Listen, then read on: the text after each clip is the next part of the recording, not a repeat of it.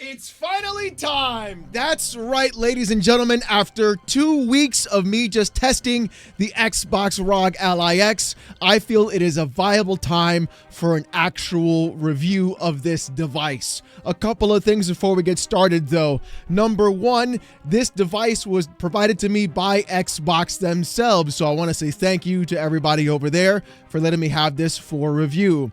On top of that too, though, this is not going to be your atypical review. I'm not going to talk about whether or not this is in fact an Xbox device, because it basically is. It plays your Xbox games, whether through streaming or natively on the device. That's how things are going to be going now. What we're going to talk about today, though, isn't just a performance or what I feel about the device. What we're going to talk about are going to be the things it does well, and also the shortcomings that I feel could be impacting you as a consumer who's going to be spending $1,000 on this thing. So yeah, that's a lot of money. So let's get started, shall we? Now, just to give you guys some clarity in the situation, I've had my Steam Deck for about 3+ years now. I got it when it first came out. This is the original launch model LCD, by the way. So I love this thing. I've put it through its paces, and then it's been incredibly faithful to me as well. So I was very excited to see if this thing could in fact compete. And it does in some ways and kind of falls apart in others. The first thing I want to talk about, though, is how people were saying it takes anywhere between 2 to 4 hours to get this set up to play a game. And honestly, that wasn't my experience at all. From cold boot, because they didn't come charged, I merely just plugged it in, turned it on, and started the Windows process. It took about 45 minutes altogether. So to go from cold to all the way into Windows to start downloading a game, about 45 minutes. If you wanted to go through and update every single application, make everything specifically perfect, and then turn everything on and set up the way you just want it to be, then yeah, I could see someone taking about 4 hours of trying to use this device to make everything exactly perfect in the very first shot that they get it. But simply just turning it on to play a game, about 45 minutes to an hour. Now, one thing I did catch, though, while I was doing the updates for Windows was that it automatically registered and tried to go into my 2.4 gigahertz Wi-Fi. I had to manually go in and add it to my 5 gigahertz Wi-Fi, which could have been the reason why this was a lot faster for me to actually get updates done and not really sit there all day long and have to wonder why things were taking so long to get done in the first place. But the entire Windows process really wasn't that bad, just from cold boot to actually getting in. Not too bad at all. Now, one big criticism that I have for this device are the applications that come installed with it on its first launch. Things like Office 365, Outlook, Microsoft Teams, stuff that really doesn't belong in a pure gaming device, or what I would consider to be a reason why somebody spends that amount of money for this device is just to basically game. I think Microsoft should do one thing and one thing only for this kind of stuff moving forward, especially if they're going to be launching a hybrid PC console, and that is to have a dedicated gaming version of Windows. Call it Windows X. I won't even charge you for it. Easy. What you'll do is you'll just have the dedicated full screen experience, have Windows optimized for gamers specifically, removing all the other garbage that people don't even want in their Windows in the first place, and then having that core experience overall for their specific gamer. Done. You are now competing with SteamOS. There it is, my boys. I solved the problem for you. But I really feel like when people were talking about it takes too long to set up, they were just basically going through either hitting update all or then just trying to remove all the applications that they didn't want to see in the first place. And I can kind of feel that way. Like, you get a brand new PC, you want to customize it to your liking. But the thing is, there was too much to remove and a lot of bloatware in the way for the typical gamer that just wants to play video games. And I think that's going to be something that Microsoft has to really look forward, and one issue that you may come across when you have this device. Now let's get to the real good stuff, the full screen experience via Xbox. I hold the Xbox button and this is it. This is pretty much it. I'm basically alt-tabbing in between everything. I don't understand how this is like a major thing that they were trying to promote. And honestly, I think what they really need to do is work on the Xbox PC app. The fact that I literally got the exact same app on this device and no specific change to it from what I already experienced on the PC version, is kind of shitty, honestly. This does not look good at all, and it doesn't form well at all. And honestly, the UI needs a hell of a lot of work. I love the fact that I can go ahead and have specific storefronts on here and then look through and say, oh, I can launch Steam, I can launch Battle.net, GOG, and even Armory Crate. That's fantastic, but this does not look good or have a good UI in terms of actual user interface for someone who wants to play video games. I'm always getting these really weird small icons that you would normally get when you have like Windows 95 and you install a game and the icons on your desktop. That's what these are. There's no way of getting a better view of what's going on here or even having just better artwork, even if the game is on Steam. That's what I basically get. In terms of an Xbox game, sure, everything shows up fine, but if you're going to coalesce and put different kinds of actual storefronts together in one space, there has to be a better way to customize everything for that specific game. Here's a good example. Here is Steam's big picture mode compared to the Xbox PC app. And honestly, it is incredibly just night and day. I can switch between the two of them and you can clearly see no good, not good at all. Very good at all. Now there's a very big difference of what you have. On top of that, you can have full control of all the settings in the actual PC as well, or on your Xbox, and go through everything as well easily. The thing is, it doesn't really sit very well in terms of what we're looking at with the Xbox PC app when you can't customize any of the artwork. You can't categorize things via collections. I can put everything that I want here via alphabetically, game beaten, anything else like that. I can sit there and I can sort things through Steam's own UI and say, okay, I beat this game, I can file it away in a different category. I can't do that on the Xbox PC app. And no, the compact mode is not enough, and I've talked about this before. It really doesn't provide you a good and easy way of seeing what's going on. Sure, it's nice that they scrunch it down for a controller, but in reality, it doesn't really sit well. I would rather have the home button provide me all the information, and then the settings options, sure, but to provide me to a different page in the settings option, that way I can see everything in a full screen, just like I can do here on Steam.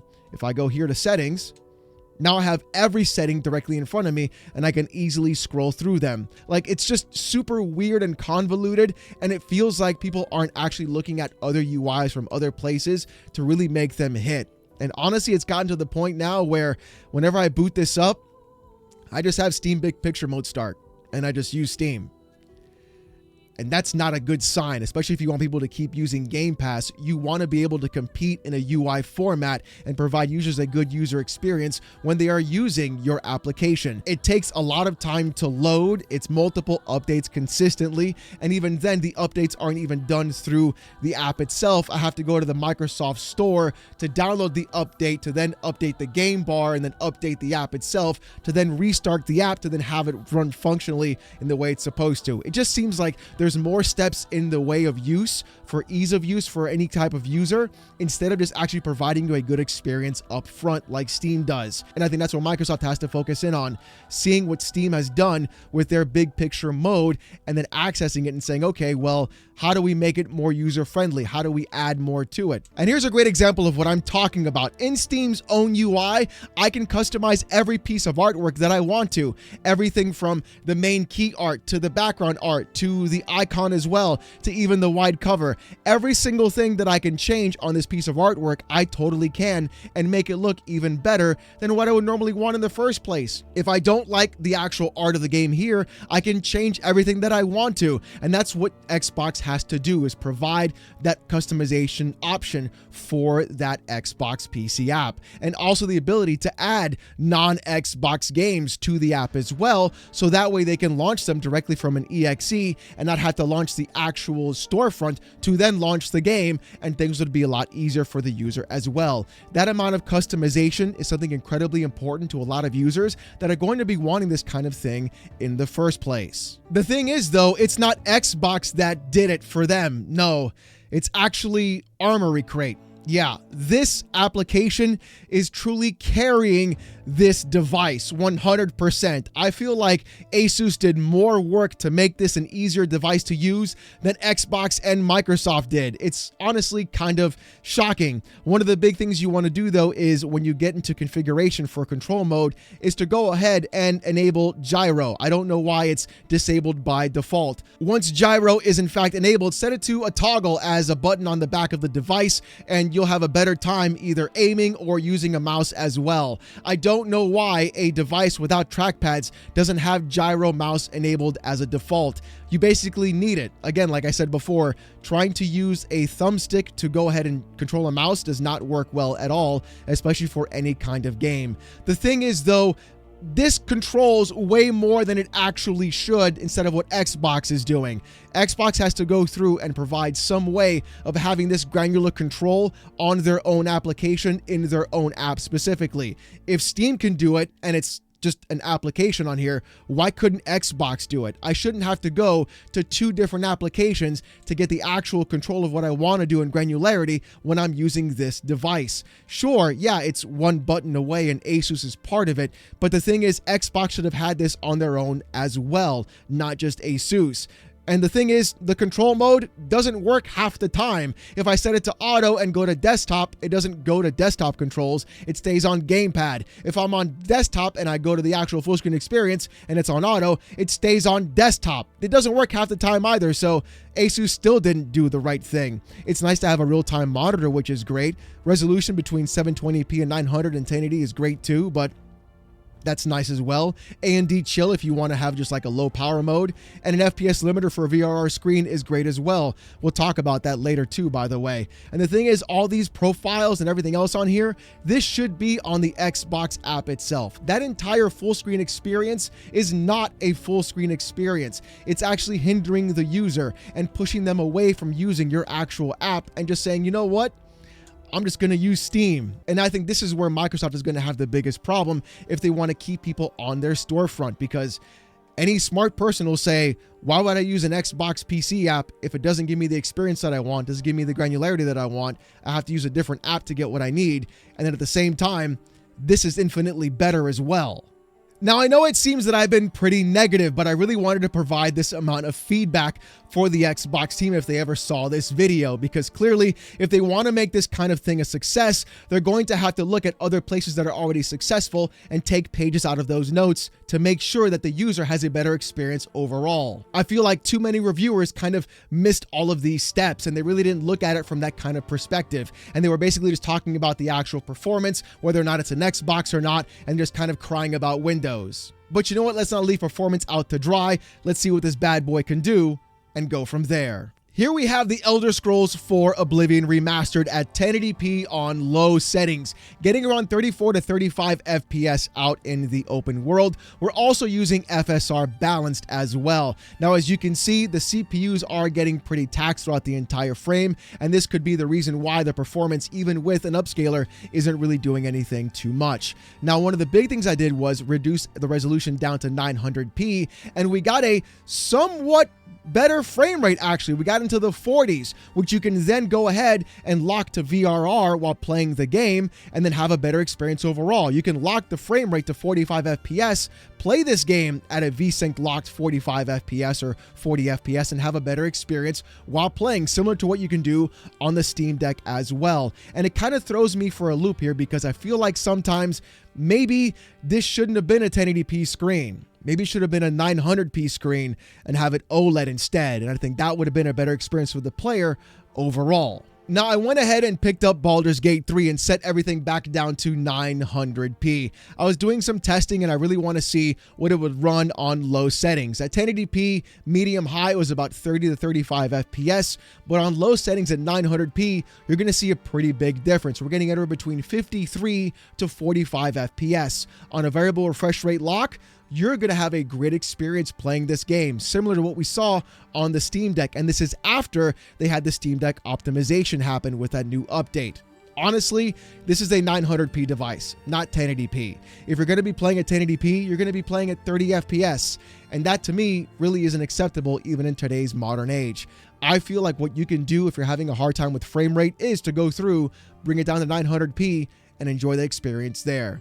But there is one game though that really knocked it out of the park. Here is Doom: The Dark Ages running at 60 FPS pretty much all the time in its handheld settings. There is dynamic resolution scaling active as well as FSR, but this is a great experience overall and what I honestly expected from a $1,000 device. This is how I feel games should run on this handheld, and I know id themselves are basically just wizards with their own engine, but I can't help but feel if ray tracing wasn't a requirement, we would have an even better experience overall. This is my expectation of what I wanted games to play like. Even if I have to use DSR or FSR to get a better frame rate, I feel like the majority of games at $1,000 should be hitting 60 FPS on this handheld device.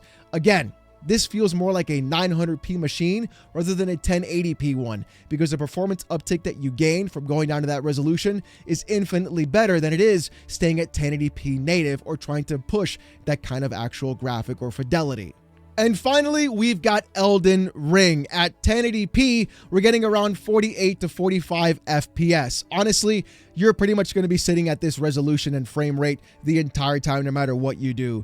900p, 40 to 45 FPS. 720p, 40 to 45 FPS. This game just really doesn't play well with handhelds. You're going to be using VRR the majority of the time, but still, it runs incredibly great. It looks good, and honestly, it's not a bad experience overall. This is one of those games that just no matter what you throw at it on a handheld device, it's going to have a bit of a problem and a hard time. But either way, it's not bad for what you get. Now let's talk about the real problem with this device, and that is the price. At $1,000, I can't recommend this. There's no possible way on earth I could recommend this device at all. The 1 terabyte SSD is nice. The idea of emulating everything is nice. Having every storefront is nice. But the price and the actual UI and user experience problems and the amount of just hoops you have to go through to get something done really just doesn't bode well for the actual price tag of this device in any way, shape, or form. I even got it for free, and I still wouldn't pay $1,000 for this. It's just way too much money for what they're asking for. If this thing was $699 or even $749, I could definitely understand that perspective because you would be in the same ballpark as the Steam Deck 1 terabyte OLED model at $649 right now. This is too much money. Way too much money for what they're giving you and what they're offering you, and the fact that you're doing everything you possibly can to avoid the Xbox PC app and use Steam instead. So that's a real big issue that they got to figure out as well. Again, if this was $699, that would make sense. Even at the most $749, I could definitely recommend it at that price too. But at $1,000, there's just no way. Too many issues, too many problems, too many hoops to jump through, and not enough ability and granular customization and control in Xbox's own app in order to go through and say for $1,000, no, I can't do it. Not even close. What I would have liked to see instead though for this device is have the screen be 900p and a full HDR OLED screen, and then of course a better price overall with a better Xbox PC app experience for the full screen experience, and of course just having less reliance on Armory Crate would have put this device at a big time buy. The thing is though, if you have a Steam Deck right now, honestly, I would just keep the Steam Deck and not buy an Xbox ROG Ally X. Avoid the white model. You're basically just buying a gimped version of the Steam Deck without all the good stuff added into it. It's the same performance, so just avoid that one altogether. Now, who would I actually recommend this device to? Well, a couple of people specifically. Number one, if you're someone who plays a lot of multiplayer games that has a lot of kernel level 0 anti-cheat, Call of Duty Warzone, for example, people who play that, Battlefield 6. If you're a big Game Pass user, then I would recommend this device as well. And also anyone who plays games that does not support Linux, like Apex Legends and Destiny 2 and etc. Also, if you're someone who likes to play a lot of games from GOG, this is going to make your life a lot easier to use, as well as if you're someone who likes to mod a lot of their games as well. So it'll be easier to use instead of having to use Wine or Bottles on Linux to go ahead and have those games installed, or even something like Lutris on the Steam Deck side. You can just install everything like normal right here. through Windows and you're good to go. Do I like this device? Yeah, sure. Is it going to replace my Steam Deck? More than likely not. I think that they have a good idea here. This is a good first step, but it needs a lot, and I mean a lot of polish in order to be something that people can actually gravitate to instead of actually going immediately for Valve's replacement in Steam Deck as well. Xbox, you guys got a big hill to climb, and if you don't take these kind of criticisms seriously, you're never going to catch up to them. I'm telling you that right now. But you know what? I want to hear what you guys have to say. Do you have yourself an Xbox ROG Ally X? What's your experience on it? Did you like it? Did you not like it? I want to know in the comment section down below. If you want to see more of this kind of content, though, more PC port reviews, which we are including the Xbox ROG Ally X on the PC port reviews as well, so you'll see that in the future. More Steam Deck videos and even emulation stuff for this too, so don't worry. More content is coming with both of these handhelds as well.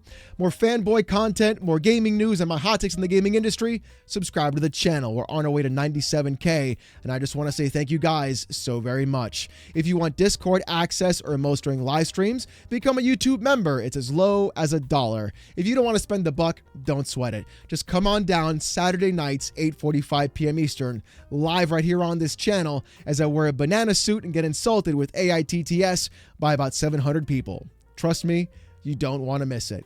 With all that being said, though, thank you guys so much for watching. Hope you have a great one, and I'll see you gooners next time.